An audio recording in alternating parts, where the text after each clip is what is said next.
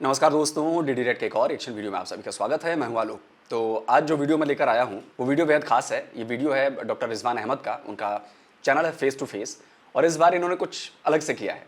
इसका title exclusive interview with Kambakhtuddin Nuwaisi face to face. अच्छा, मुझे लग रहा है कि वो असदुद्दीन ओवैसी बन के आए हैं क्या यहाँ पर। लेट्स सी, मज़ा आने वाला है।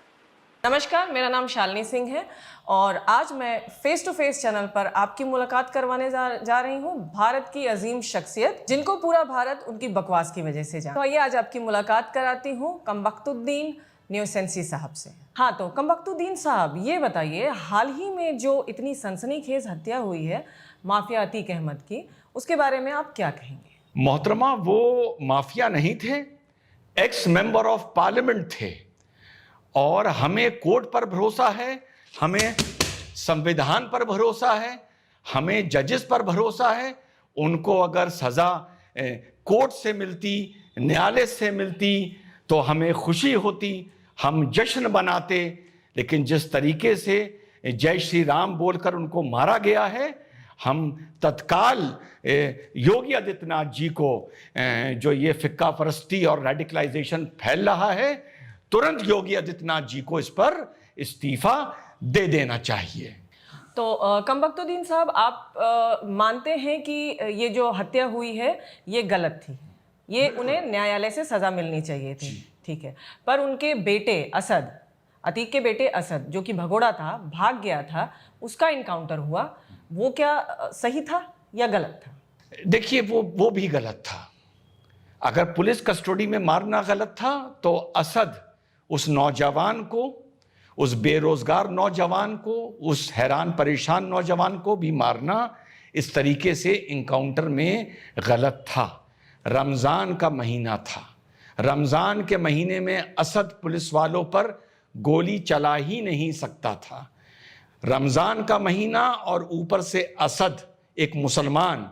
हम सिर्फ और सिर्फ संविधान पर भरोसा करते हैं और संविधान पे भरोसा करने की वजह से हम पुलिस पर कभी भी गोली नहीं चला सकते। वो भी गलत था, उसको भी पकड़कर मारा गया है। पर कमबख्तुद्दीन साहब, पूरी दुनिया ने उसको कैमरे पर गोली चलाते हुए देखा है। आप अजीब गोदी मीडिया के लोग हैं। उसने क्या गोली पुलिस पर चलाई थी? हम संविधान को मानते हैं, संविधान को मानते हुए हम कभी भी पुलिस पर गोली नहीं चलाएंगे। क्या आपने असद बेटे को, उस नौजवान को, उस सीसीटीवी में क्या पुलिस पर आपने उसे गोली चलाते हुए देखा है? आप बताइए। आप बदनाम कर रहे हैं उस बच्चे को।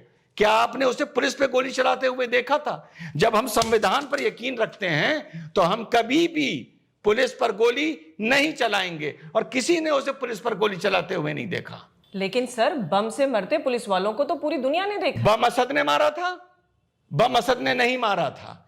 आप मुझसे ये पूछने आई थी, आपने बताया था कि अतीक और असद पर आप मेरा इंटरव्यू करेंगी। गुड्डू मुस्लिम ने क्या किया है मैं नहीं जानता, पर बेटे ने, बच्चे ने, असद ने पुलिस पर बम नहीं मारा क्योंकि असद भी संविधान पर यकीन करता था। सर, जैसा आपने बताया कि अतीक के मामले में आप न्यायालय के फैसले का सम्मान करते हैं, तो क्या असद सरेंडर कर देता तो आप उसको भी यही सलाह देते कि उसे सरेंडर कर देना चाहिए था? न्यायालय पर हमें भरोसा नहीं है। इसी न्यायालय ने ही एक नौजवान को, बेगुनाह को, अफजल गुरु को फांसी दी थी।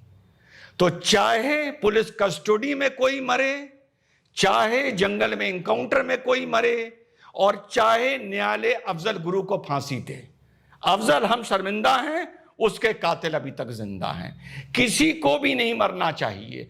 हमें न्यायालय पर पूरा भरोसा है, पर वो तब तक है जब तक न्यायालय में हम जाएं और न्यायालय हमें रिलीफ दे दे और हमारी बात मान ले। अगर न्यायालय हमारी बात नहीं मानता तो हमें न्यायालय पर भरोसा नहीं है। अतीक के मामले में हम ये कहेंगे कि हमें न्यायालय पर भरोसा था, सजा न्यायालय को देनी चाहिए थी। असद के मामले में हम ये कहेंगे कि जंगल में भी इनकाउंटर नहीं होने चाहिए, और अफजल गुरु के मामले में आप गोदी मीडिया से हम यही कहेंगे कि न्यायालय को किसी को भी फांसी नहीं देनी चाहिए। कुल मिलाकर न्यायालय वो करे जो हम चाहते हैं, जैसा कि संविधान कहता है भारत सेक्युलर मुल्क है, न्यायालय को हमारे हिसाब से चलना पड़ेगा। बहुत भिगो भिगो के मार रहे हैं डॉक्टर रिजवान अहमद, और उनकी बातों को समझिए। वो जो बात कह रहे हैं, क्या कह रहे हैं, हमारे हिसाब से फैसले होंगे तो ठीक है, वरना सब गलत है। हम जो चाहेंगे वो होना चाहिए, वरना सब गलत है। और यही असदुद्दीन ओवैसी की पॉलिटिक्स है। इसलिए लोगों को समझना पड़ेगा, जो ये बात डॉक्टर रिजवान अहमद पेश कर रहे हैं, उसके पीछे की बात को समझिए, गहराई को समझिए। वो असलियत दिखा रहे हैं कि चित भी मेरी चाहिए और पट भी मेरी चाहिए, सामने वाला जाए भाड़ में। यह है वो पॉलिटिक्स। तो कमबख्तुद्दी साहब, आप मुझे ये बताइए कि आप संविधान पर भरोसा करते हैं, न्यायालय पर भरोसा करते हैं, पुलिस पर भरोसा करते हैं, आप किस पर भरोसा करते हैं? किस प्रकार से न्याय किया जाए? It's a matter of our choice. हमारी जब चॉइस होगी हम संविधान पर भरोसा करेंगे, जब चॉइस होगी हम कुरान पर भरोसा करेंगे, जब चॉइस होगी हम न्यायालय पर भरोसा करेंगे, और जब चॉइस होगी हम न्यायालय पर भरोसा नहीं करेंगे। हमें संविधान पर यकीन है, संविधान सेक्युलर है और यह सेक्युलर संविधान हमें इसकी इजाजत देता है। तो सर ये बताइए कि माफिया अतीक के साथ और उसके परिवार के साथ जो कुछ भी हुआ है वो गलत हुआ? आप माफिया अतीक ना बोलिए, उसको x Muslim member of parliament बोलिए। पहले आप ये बोलिए, वरना मैं इंटरव्यू छोड़ के जा रहा हूं, मैं अभी चला जाऊंगा उठ के। ठीक है सर, आप जैसा कहें। तो जो ये जो बात इन्होंने कही है ना, इसका सबूत मैं ये देता हूँ कि देखिए क्यों कही है। बहरीन में पार्लियामेंट में इस बात पर चर्चा हुई और उसको बताया गया कि एक मुस्लिम लीडर को इंडिया में हिंदुओं ने मार दिया, एक्सट्रीमिस्ट हिंदुओं ने मार दिया पुलिस की मौजूदगी में। आप समझ रहे हैं ये कनेक्शन, क्या जाल बुना जा रहा है इंडिया के खिलाफ, और इसमें बहुत सारे लोग शामिल हैं। खैर, आने वाला वक्त बताएगा कि क्या क्या हुआ है और क्या क्या सामने आ रहा है। एक्स मेंबर ऑफ पार्लियामेंट है, x Muslim member of parliament के साथ जो भी हुआ वो गलत हुआ, नाइंसाफी हुई उनके साथ, उनके परिवार के साथ। बहुत बड़ी नाइंसाफी हुई है, लोकतंत्र का कत्ल हुआ है, संविधान का कत्ल हुआ है जिस पर हम भरोसा रखते हैं। महात्मा गांधी के सपनों का कत्ल हुआ है, अंबेडकर साहब के सपनों का कत्ल हुआ है। मोहतरमा, आप बात कैसी कर रही हैं? ठीक है सर, तो जो उमेश पाल के साथ इस एक्स एमपी ने किया वो भी गलत था? एक्स मुस्लिम एमपी बोलिए ना। Okay okay, ex Muslim MP ji, कोई गलत नहीं किया। रोजगार नहीं है, नौकरियां नहीं है, असद के पास नौकरी नहीं थी, 4 इंटरव्यू से रिजेक्ट हुआ था, हैरान था, परेशान था, पेट्रोल की कीमतों से परेशान था, शाइस्ता बहन गैस की कीमतों से परेशान थी। एक नौजवान और क्या करेगा? हथियार नहीं उठाएगा तो क्या करेगा? माफिया नहीं बनेगा तो क्या करेगा? उसके पास अगर रोजगार होता, अगर वो कहीं सरकारी नौकरी में होता, तो वो मासूम बच्चा ऐसा कभी ना करता। इसमें मोदी को भी इस्तीफा देना चाहिए और योगी को भी इस्तीफा देना चाहिए कि युवा इतना परेशान है कि वो हथियार उठा रहा है। इसमें भारत के पूरे सिस्टम की गलती है, असद की गलती नहीं है। वो तो नादान था, नौकरी नहीं थी, क्या करता? तो कुल मिलाकर एक्स एमपी के साथ जो हुआ है, एक्स मुस्लिम एमपी के साथ जो हुआ है, आप चाहते हैं कि प्रधानमंत्री मोदी जी और उत्तर प्रदेश के मुख्यमंत्री योगी जी उस पर इस्तीफा दें? जी, और जय श्री राम पर रोक लगे। मारते हुए जय श्री राम बोला गया है, जय श्री राम पर रोक लगनी चाहिए इस देश में। इस देश में जय श्री राम बोलने का अधिकार अब किसी को नहीं होना चाहिए। एक आखिरी सवाल सर, अपराध करने से पहले कई बार अल्लाहू अकबर बोला गया है, सर तन से जुदा बोला गया है, तो फिर वो भी गलत होगा? यह संविधान से चलेगा देश। अब आप हमें इस देश में अल्लाह अकबर और सर तन से जुदा भी नहीं बोलने देंगे, सेकुलरिज्म का कत्ल कर देंगे।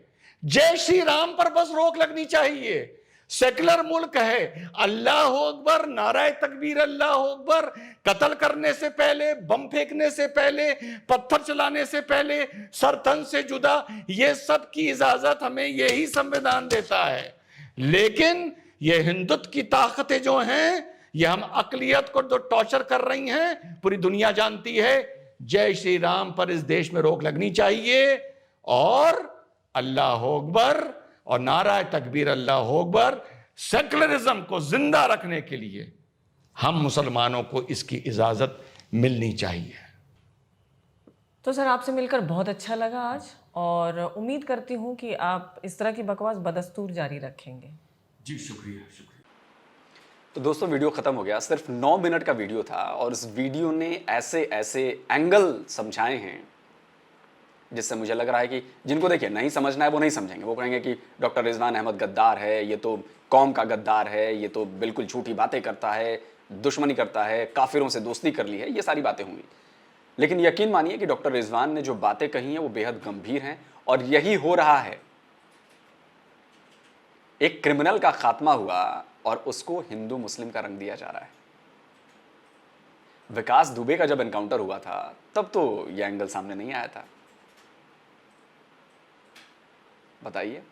तब कुछ और एंगल दिया जा रहा था कि ब्राह्मण, ठाकुर, राजपूत और ये और वो, मतलब हर जगह जो है पॉलिटिक्स घुसा देनी। भाई अगर गुंडे का, देखिए जो हुआ, पुलिस के सामने ऐसी हत्या नहीं होनी चाहिए, मैं बिल्कुल इस बात को कहता हूं। ये पुलिस की लापरवाही थी।